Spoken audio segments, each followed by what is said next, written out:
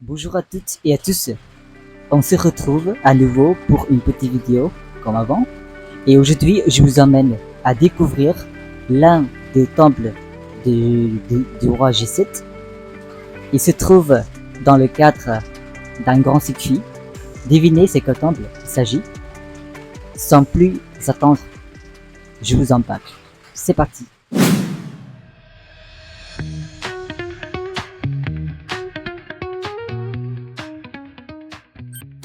Ce temple, il s'appelle Plekhan ou l'épée sacrée. Pourquoi appelle-t-on ce temple l'épée sacrée? Dans l'histoire, en 1181, il y avait la guerre entre les Khmers et les Cham.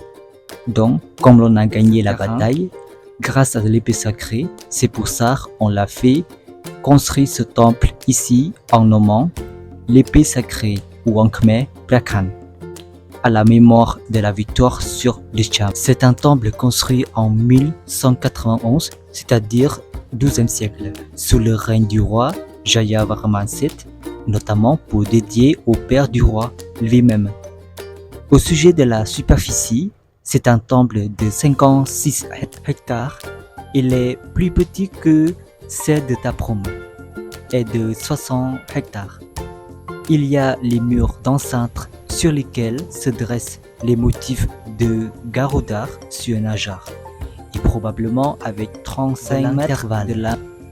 Voilà l'édifice avec le style de gréco-romain. Et alors, pourquoi le gréco-romain? Franchement, à l'époque, les Cambodgiens ou bien les Khmers avaient la relation commerciale avec l'Inde, la Chine et aussi l'Europe.